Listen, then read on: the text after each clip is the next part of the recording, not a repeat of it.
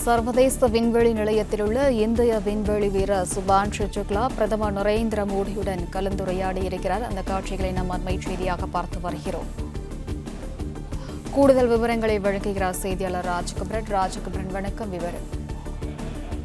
சுபான்ஷு சுக்லா இந்தியாவைச் சேர்ந்த அவர் சர்வதேச விண்வெளி நிலையத்தோடு தற்பொழுது சென்றடைந்திருக்கின்றார். சர்வதேச விண்வெளி நிலையத்தில் இருந்தவாறு தன்னுடைய ஆய்வு பணியை சுபான்ஷு சுக்லா அவர்கள் தொடங்கி இருக்கக்கூடிய நிலையில்தான் தற்பொழுது பிரதமர் நரேந்திர மோடியுடன் அவர் கலந்துரையாடி இருக்கின்றார். ஏற்கனவே சர்வதேச விண்வெளி நிலையத்தை நோக்கி புறப்பட்ட பொழுதும் விண்வெளி நிலையத்தை சென்றடைந்த பிறகும் இந்திய மக்களுக்கு தன்னுடைய வாழ்த்து செய்தியிலே தன்னுடைய மகிழ்ச்சியை வெளிப்படுத்தக்கூடிய விதமான கருத்துக்களை எல்லாம் சுபான்ஷு சுக்லா தெரிவித்திருந்தார்.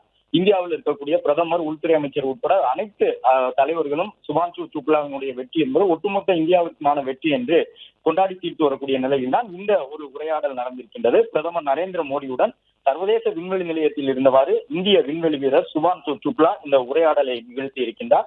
பிரதமர் தன்னுடைய வாழ்த்துக்களை நேரடியாக சுபான்ஷு சுக்லாவிற்கு இந்த உரையாடல் மூலமாக தெரிவித்திருக்கின்றார்.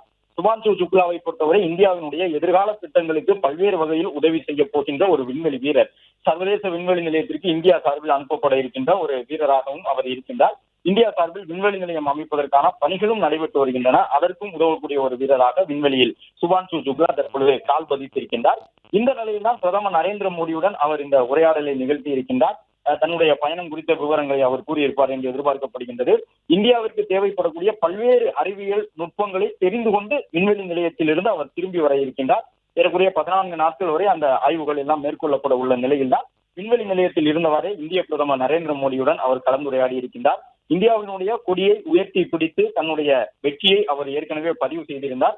இந்திய மக்களுக்கு தன்னுடைய வாழ்த்து செய்தியினை, மகிழ்ச்சியினை ஏற்கனவே சுபான்ஷு சுக்லா பதிவிட்டிருந்தார். இந்த நிலையில்தான் விண்வெளி நிலையத்தில் இருந்தவாறு இந்த செய்தியையும் அவர் கூறியிருக்கின்றார்.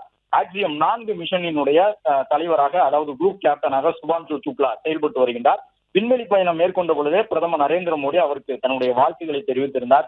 இந்தியாவிற்கான பல்வேறு எதிர்கால திட்டங்களுக்கு, ககன்யான் போன்ற திட்டங்களுக்கெல்லாம் நீங்கள் மூளையாக செயல்பட இருக்கின்றீர்கள். எனவே நீங்கள் அந்த பயணத்தை வெற்றிகரமாக முடித்து திரும்பி வர வேண்டும் என்று பிரதமர் நரேந்திர மோடி தன்னுடைய வாழ்த்துக்களை தெரிவித்திருந்தார்.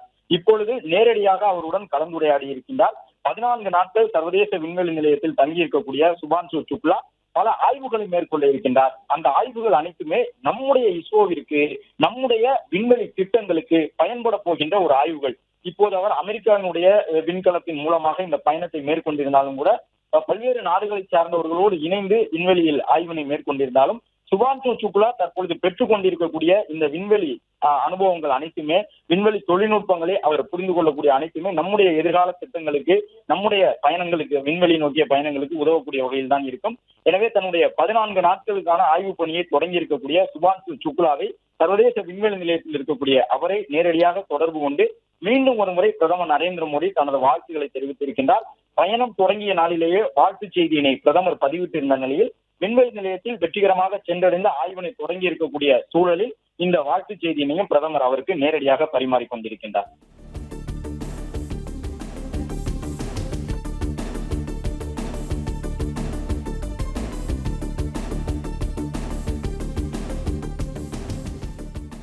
பிளே ஸ்டோர் மற்றும் ஆப் ஸ்டோரில் இருந்து பாலிமர் செயலியை QR கோடு மூலம் பதிவிறக்கம் செய்யுங்கள்.